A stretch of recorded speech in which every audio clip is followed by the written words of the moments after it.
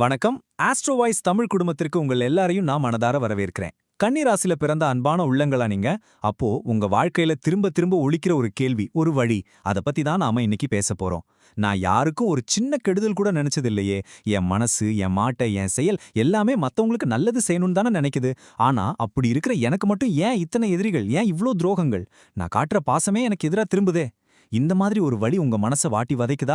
அப்போ கண்டிப்பா இந்த பதிவு உங்களுக்கானது தான். உங்க கண்ணீருக்கான காரணத்தையும் அதிலிருந்து மீண்டு வர்றதுக்கான தெய்வீக வழியையும் நாம இன்னைக்கு ரொம்ப ஆழமா பார்க்க போறோம். பாருங்க, இந்த ஒரு வரி போதும் உங்க வாழ்க்கையோட மொத்த முரண்பாட்டையும் இது அப்படியே படம் பிடிச்சு காட்டுது. உங்க நண்பர்களோ இல்ல சொந்தக்காரங்களோ ஒரு கடல் அளவுக்கு கவலையோட உங்ககிட்ட வருவாங்க. ஆனா உங்ககிட்ட ஒரு 10 நிமிஷம் பேசிட்டு போனா போதும், அவங்க மனசு அப்படியே லேசாகி ஒரு புது நம்பிக்கையோட திரும்பி போவாங்க. உங்க வார்த்தைகளுக்கு அப்படி ஒரு சக்தி இருக்கு. அப்படி மத்தவங்களுக்கு ஆறுதல் தர்ற நீங்க ஏன் உங்க சொந்த வாழ்க்கையில மட்டும் புயலையும் துரோகத்தையும் சந்திக்கிறீங்க? எப்படி இந்த எதிரிகள் உருவாகுறாங்க? இது விதியோட விளையாட்டா இல்ல கிரகங்களோட சதியா? வாங்க, இந்த புரியாத புதிரோட ஜோதிட ரகசியங்களை நாம ஒன்னொன்னா விளக்கி பார்க்கலாம். இந்த ஆழமான பயணத்தை நாம தொடங்குறதுக்கு முன்னாடி உங்ககிட்ட ஒரு சின்ன அன்பான வேண்டுகோள். நீங்க இன்னும் நம்ம ஆஸ்ட்ரோ வாய்ஸ் தமிழ் சேனலுக்கு சப்ஸ்கிரைப் பண்ணலனா தயவு செய்து இப்போ சப்ஸ்கிரைப் பண்ணிக்கோங்க. நீங்க செய்யற ஒவ்வொரு சப்ஸ்கிரிப்ஷனும் இது மாதிரி இன்னும் நிறைய பயனுள்ள விஷயங்களை உங்ககிட்ட கொண்டு வந்து சேர்க்க எங்களுக்கு ஒரு பெரிய உந்துதலா இருக்கும். உங்க ஆதரவு எங்களுக்கு ரொம்ப முக்கியம். இப்போ கன்னிராசியோட அந்த மையப்புள்ளிக்கே வருவோம். உங்க குணத்துல இருக்கிற ஒரு அழகான, ஆனா அதே நேரத்துல ரொம்ப ஆபத்தான ஒரு பெரிய முரண்பாடு. இதுதான் உங்க வாழ்க்கை பிரச்சனைகளோட ஆணிவேரே இதுதான்னு சொல்லலாம். இந்த முரண்பாட்டை நீங்க ஆழமா புரிஞ்சுக்கிட்டா மட்டும்தான் இதிலிருந்து வெளியே வர்றதுக்கான முதல் படியை எடுத்து வைக்க முடியும். கொஞ்சம் யோசிச்சு பாருங்களேன். உங்க நண்பர்கள் வட்டாரத்துல நீங்க தான் அந்த கலங்கர விளக்கம். யாருக்கு என்ன பிரச்சனைனாலும் சரி, அவங்க முதல்ல தேடி வர்றது உங்களை தான். நீ சொன்னா சரியா இருக்கு மச்சான் அப்படின்னு உங்க வார்த்தைக்கு அவ்வளோ மதிப்பு கொடுப்பாங்க. உங்க ஆலோசனையை கேட்டு அவங்க பிரச்சனைகள்ல இருந்து வெளியே வந்திருப்பாங்க, வாழ்க்கையில ஜெயிச்சிருப்பாங்க. நீங்க மத்தவங்களோட வாழ்க்கையில அவ்வளோ ஒரு நல்ல தாக்கத்தை ஏற்படுத்துறீங்க. ஒரு கைவிளக்க மாதிரி அவங்களோட இருட்டான பாதைக்கு வெளிச்சம் காட்டுறீங்க. இங்கதான் மனசு அப்படியே உழுக்கிற அந்த கேள்வி வருது. நீங்க வெளிச்சம் காட்டின அதே மனுஷங்க ஏன் உங்க பாதையில முள்ள போடுறாங்க? நீங்க செஞ்ச உதவிக்கு நன்றியா ஏன் துரோகம் பரிசா கிடைக்குது? உங்க உண்மையான அக்கறையும் அன்பும் ஏன் தப்பா புரிஞ்சுக்கப்பட்டு உங்க மேலேயே ஒரு குற்றமா திரும்பி வருது? இந்த வேதனைக்கு என்னதான் காரணம்? இது வெறும் கற்பனை இல்ல. நீங்க ஒவ்வொரு நாளும் அனுபவிக்கிற நிஜத்தோட கசப்பான பக்கங்கள். நீங்க சொன்ன ஒரு அறிவுரையால 100 நல்லது நடந்திருக்கும். ஆனா ஒரே ஒரு சின்ன தப்பு நடந்தா கூட எல்லாம் ஒன்னாலதான் அப்படின்னு முழு பழியும் தூக்கி உங்க மேல போட்டுருவாங்க. ஒரு பிரச்சனையில சரி போகுதுன்னு நீங்க பெரிய மனசோட இறங்கி வந்து சமாதானம் பேச போனா அதை உங்க பலவீனமா நினைச்சுக்கிட்டு உங்க தலையில இன்னும் மிளக அரைப்பாங்க. உங்க கருணை, உங்க இரக்க குணம் இதெல்லாம் பார்த்துட்டு ஆஹா, இவங்களை ஈஸியா ஏமாத்தி நம்ம வேலையை சாதிச்சுக்கலாம் அப்படின்னு மத்தவங்கள நினைக்க வைக்குது. எல்லாத்தையும் விட கொடுமையான விஷயம் என்னன்னா, என் உயிர் நண்பன்டா அவன் நீங்க யாரை நினைக்கிறீங்களோ அவங்களே ஒரு நாள் 4 பேர் முன்னாடி உங்களை கேவலமா பேசும்போது இதயம் நொறுங்கி போயிடும். அந்த வலிக்கு மருந்தே இல்ல. சரி, இந்த மாதிரி தொடர்ந்து வர வலி மிகுந்த அனுபவங்களுக்கு பின்னாடி ஒளிஞ்சிட்டு இருக்கிற அந்த ஜோதிட ரகசியங்கள் தான் என்ன? ஏன் நல்ல நண்பர்களே கொடிய எதிரிகளா மாறுறாங்க? வாங்க, இப்போ கிரகங்களோட ஆட்டத்தை பத்தி கொஞ்சம் விரிவா பார்க்கலாம். இதை நீங்க புரிஞ்சுக்கிட்டீங்கன்னா உங்க வாழ்க்கையில நடக்கிற பல விஷயங்களுக்கு உங்களுக்கு ஒரு ஆழமான தெளிவு கிடைக்கும். இது உங்களை பலவீனப்படுத்த இல்ல, பலப்படுத்தத்தான். வேத ஜோதிடத்துல ஒருத்தரோட ஜாதகத்துல லக்னத்துல இருந்து 6வது வீட்டை சத்ருஸ்தானம்னு சொல்வாங்க. சத்ருனா எதிரி. ஆனா இது எதிரிகளை மட்டும் குறிக்கிற இடம் இல்ல. ஒரு மனுஷனோட கடன், நோய், கோர்கேஸ், அவமானம், மனப்போராட்டம் இப்படி எல்லாம் நெகட்டிவான விஷயங்களையும் குறிக்கிற ஒரு இடம் தான் இந்த 6ஆம் வீடு. ஒருத்தருக்கு இந்த 6ஆம் வீடு எப்படி அமைஞ்சிருக்குங்கிறத வச்சுதான் அவங்க வாழ்க்கையில எதிரிகளோட தாக்கம் எந்த அளவுக்கு இருக்கும்னு நாம சரியா கணிக்க முடியும். இப்போ கன்னி ராசிக்கான அந்த ஸ்பெஷலான ரொம்ப ஆச்சரியமான ஜோதிட சூட்சமத்துக்கு வருவோம். உங்க ராசிக்கு கர்மகாரகன் சொல்ற சனீஸ்வர பகவான் தான் உங்க 5ஆம் வீட்டுக்கும் அதிபதி, 6ஆம் வீட்டுக்கும் அதிபதி. 5ஆம் வீடுங்கிறது பூர்வ புண்ணியஸ்தானம்.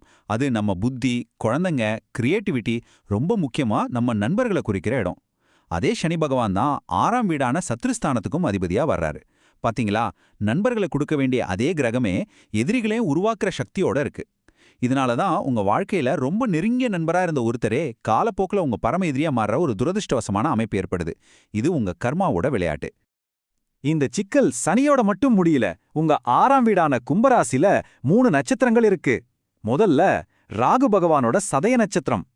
இதனால திடீர்னு அறிமுகமாகிற சில பேரு ரொம்ப குறுகிய காலத்திலேயே ரொம்ப க்ளோஸ் ஃப்ரெண்ட் ஆகி பின்னாடி உங்க வாழ்க்கையில பெரிய ஏமாற்றத்தையும் பண நஷ்டத்தையும் ஏற்படுத்துவாங்க. அடுத்து செவ்வாய் பகவானோட அவிட்ட நட்சத்திரம். இதனால கூட பிறந்த அண்ணன் தம்பி அக்கா தங்கச்சி பங்காளிகள் மாதிரி ரத்த சொந்தங்களோட பூமி சொத்து விஷயங்கள்ல கடுமையான சண்டைகளும் கோர்ட் கேஸும் உருவாகும்.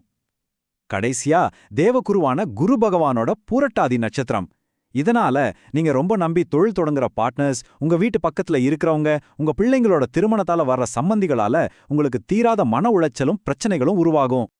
இந்த கிரக அமைப்புகள் எல்லாம் வெறும் ஜோதிட கணக்குகள் மட்டும் இல்ல, அது உங்க டெய்லி லைஃப்ல நீங்க சந்திக்கிற உறவு சிக்கல்கள்ல எப்படி வெளிப்படுதுன்னு இன்னும் சில நிஜ வாழ்க்கை உதாரணங்களோட ஆழமா பார்க்கலாம்.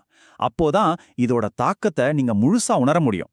ஒரு நிமிஷம், உங்களை நீங்களே கொஞ்சம் கேட்டு பாருங்க. பக்கத்து வீட்டுக்காரங்க கூட உங்க உறவு எப்படி இருக்கு? உங்க கூட பிறந்தவங்க கூட சொத்து பிரச்சனை இல்லாம சுமூகமா இருக்க முடியுதா? நீங்க எவ்வளவுதான் விட்டு கொடுத்து போனாலும், எவ்வளவுதான் அமைதியா இருக்க நினைச்சாலும், எங்க இருந்தாவது ஒரு பிரச்சனை பூதாகரமா வெடிக்குதா? காரணமே இல்லாம உங்களை தேடி சண்டை வருதா? உங்க பதில் ஆமா அப்படின்னா நீங்க தனியா இல்ல. இது கன்னிராசியில பிறந்த பலரும் சந்திக்கிற ஒரு பொதுவான பிரச்சனை தான். ஒரு ரொம்ப சின்ன உதாரணம் எடுத்துக்கலாம். உங்க வண்டியை யாருக்கும் எந்த தொந்தரவும் இல்லாம உங்க வீட்டு ஓரமா நிறுத்தி வச்சிருப்பீங்க. ஆனா பக்கத்து வீட்டுக்காரர் வந்து, ஏன் இங்க நிறுத்தின, இது ஏன் இடம்னு ஒரு தேவையில்லாத வாக்குவாதத்தை ஆரம்பிப்பார். நீங்க பொறுமையா பதில் சொன்னா கூட இது பெரிய சண்டையாகி போலீஸ் ஸ்டேஷன் வரைக்கும் போய் உங்க மன நிம்மதியை கெடுத்துரும். இது ஏன் நடக்குதுன்னா, குரு பகவான் உங்க ராசிக்கு சுகஸ்தானமான 4ஆம் வீட்டு அதிபதியாவும் வர்றதால வீடு வாகனம் சம்பந்தப்பட்ட விஷயங்கள்ல பக்கத்துல இருக்கிறவங்களோட இந்த மாதிரி தேவையில்லாத விரோதங்களை நீங்க அடிக்கடி சந்திக்க நேரிடும். இதுதான் ஒரு கன்னிராசி பெற்றோர் அனுபவிக்கிற உச்சகட்ட வலி. உங்க புள்ளைய நீங்க உசுரா வளர்த்திருப்பீங்க. உங்க வாழ்க்கை முழுசா உழைச்சு அவங்களுக்கு எந்த குறையும் இல்லாம வளர்த்து நல்ல இடத்துல கல்யாணம் பண்ணி வச்சிருப்பீங்க. ஆனா உங்க புள்ளையோட வீட்டுக்கு நீங்க பாசத்தோட போனா அங்க இருக்கிற சம்பந்திகளோட பகை உணர்ச்சியால ஒரு அந்நியன் மாதிரி நீங்க நடத்தப்படுவீங்க. உங்க புள்ளையே உங்ககிட்ட அன்பா பேசினா கூட அந்த சூழல் உங்களுக்கு ஒரு நரக வேதனையை கொடுக்கும். உங்க சொந்த புள்ளையோட வீட்ல ஒரு டம்ளர் தண்ணி கூட நிம்மதியா குடிக்க முடியாத அந்த சூழ்நிலை விட பெரிய வலி இந்த உலகத்துல இருக்குமா என்ன?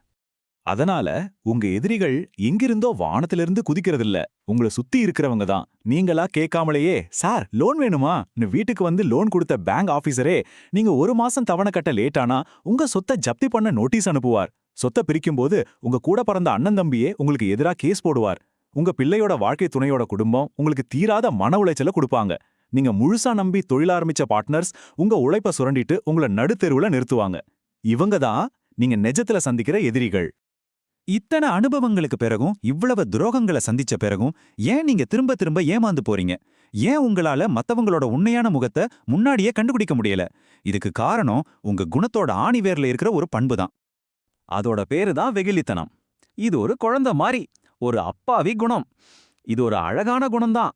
ஆனா இந்த கலியுகத்துல இதுவே உங்களுக்கு ஒரு சாபமா மாறிடுது. நீங்க எல்லாரையும் உங்கள மாதிரியே நல்லவங்கன்னு நினைக்கிறீங்க. அவங்க என்ன சொன்னாலும் அதை அப்படியே நம்பிடுறீங்க. ஒருத்தர் சிரிக்கிறார்னா அந்த சிரிப்புக்கு பின்னாடி ஒரு கத்தி ஒளிஞ்சிருக்கலான்னு உங்க மனசு யோசிக்கவே யோசிக்காது. இந்த வெகுளித்தனம் தான் உங்களை ஏமாத்துறவங்களுக்கு ஒரு திறந்த கதவா அமைஞ்சிடுது. இன்னைக்கு இருக்கிற இந்த டிஜிட்டல் உலகத்துல இந்த வெகுளித்தனத்தை இன்னும் சுலபமா பயன்படுத்திக்கிறாங்க. ஃபேஸ்புக்லயோ இன்ஸ்டாகிராம்லயோ ஒருத்தர் போடுற நல்ல போட்டோவை பார்த்து, அவங்க எழுதுற அழகான கவிதையை படிச்சு இல்ல இனிமையா பேசுறத கேட்டு, ஆஹா என்ன ஒரு நல்ல மனுஷன்னு முழுசா நம்பிடுவீங்க. அவங்களோட உண்மையான நோக்கம் என்ன, அவங்க பேக்ரவுண்ட் என்னன்னு நீங்க கொஞ்சம் கூட யோசிக்கிறதில்ல. இந்த கண்ணை மூடிக்கிட்டு நம்புறதால தான் நீங்க பலமுறை ஏமாந்து போறீங்க. இதுதான் உங்களுக்கும் உங்களை ஏமாத்துறவங்களுக்கும் இருக்கிற அடிப்படை மனநிலை வித்தியாசம். நீங்க ஒருத்தர் கூட பழகும்போது அவங்க கிட்ட இருந்து எந்த லாபத்தையும் எதிர்பார்க்க மாட்டீங்க. உங்க அன்பு உண்மையானது. அதனால மத்தவங்கள அப்படிதான் இருப்பாங்கன்னு நீங்க ரொம்ப அப்பாவித்தனமா நம்புறீங்க. ஆனா உங்களை தேடி வர பலரும் இவங்க கிட்ட பழகினா நமக்கு என்ன கிடைக்கும், இவங்களை எப்படி யூஸ் பண்ணிக்கலாம்னு ஒரு கணக்கோட தான் வர்றாங்க. இந்த கணக்கு உங்களுக்கு தெரியாததால நீங்க அவங்களோட வலையில ரொம்ப சுலபமா சிக்கிக்கிறீங்க. சரி, இவ்வளோ பிரச்சனைகளையும் காரணங்களையும் பேசிட்டோம். உங்க மனசு ரொம்ப பாரமாகி இருக்கலாம். ஆனா கவலைப்படாதீங்க. எந்த ஒரு பூட்டுக்கும் ஒரு சாவி இருக்கிற மாதிரி எந்த ஒரு பிரச்சனைக்கும் ஒரு தெய்வீக தீர்வு கண்டிப்பா உண்டு. உங்க மன உறுதியோடையும் இறைவனோட அருளோடையும் இந்த எதிர்ப்புகளை ஜெயிக்கிறதுக்கான சக்தி வாய்ந்த ஆன்மீக பரிகாரங்களை இப்ப நான் உங்களுக்கு சொல்றேன். உங்க மனசை இனிமே நம்பிக்கையாலையும் தைரியத்தாலையும் நிரப்புங்க. எதிரிகளோட தொல்லையிலிருந்து நிரந்தரமா விடுபட நீங்க செய்ய வேண்டிய 3 முக்கியமான ஆனா ரொம்ப எளிமையான பரிகாரங்கள் இருக்கு. முதல்ல கால பைரவரை வழிபாடு செய்யுங்க. பைரவர் தீய சக்திகளையும் எதிரிகளையும் அழிச்சு தர்மத்தை காப்பாத்துறவர். 2வதா உங்க இஷ்ட தெய்வமான மகாவிஷ்ணுவை முழுமையா சரணடைஞ்சு வழிபடுங்க. அவரோட ஆசீர்வாதம் உங்களுக்கு ஒரு கவசம் மாதிரி பாதுகாப்பா இருக்கும். 3வதா உங்க ராசிநாதன் புதன் பகவானை பலப்படுத்த புதன்கிழமைகள்ல பச்சை நிற காய்கறிகளையோ இல்ல அகத்திக்கீரையோ ஒரு பசுமாட்டுக்கு உங்க கையால தானமா கொடுங்க. இந்த எளிய பரிகாரங்கள் உங்க வாழ்க்கையில ஒரு பெரிய நல்ல மாற்றத்தை கொண்டு வரும். பைரவர் வழிபாட்டுக்கு நிறைய சக்தி வாய்ந்த ஸ்தலங்கள் இருந்தாலும் கன்னிராசிக்காரங்களுக்குனே ஒரு குறிப்பிட்ட அனுபவத்துல பலன் கண்ட ஒரு ஸ்தலம் இருக்கு. சிவகங்கை மாவட்டத்துல திருக்கோஷ்டியூர் சௌமியநாராயண பெருமாள் கோவிலுக்கு பக்கத்துல பாலபைரவர் சன்னதி அமைஞ்சிருக்கு. அங்க ஒவ்வொரு மாசமும் வர்ற தேய்பிறை அஷ்டமி திதியில போய் செவ்வரளி மாலைய சாத்தி தயிர் சாதம் நைவேத்தியம் செஞ்சு மனமுருகி வேண்டிக்கிட்டா எப்பேற்பட்ட எதிரி தொல்லையா இருந்தாலும் அது பனி மாதிரி விலகி போகும்னு சித்தர்கள் சொல்லியிருக்காங்க. ஒண்ணே ஒண்ணு மட்டும் உங்க மனசுல ஆழமா பதிய வச்சுக்கோங்க. நீங்க தனியா இல்ல, ஆதரவில்லாம இல்ல. தெய்வீக சக்தி எப்பவுமே உங்களுக்கு துணையா பாதுகாப்பா இருக்கு. நீங்க பைரவரோட அருளோட நம்பிக்கையோட உங்க கடமைகளை செஞ்சுக்கிட்டு இருக்கும்போது எதிரிகளை ஜெயிக்கிறது நிச்சயம். உங்க நல்ல மனசுக்கு கடைசியில நல்லதுதான் நடக்கும். கெட்டது ஒருபோதும் நல்லதை ஜெயிச்சதா சரித்திரமே இல்ல. இந்த அசைக்க முடியாத நம்பிக்கையோட இருங்க.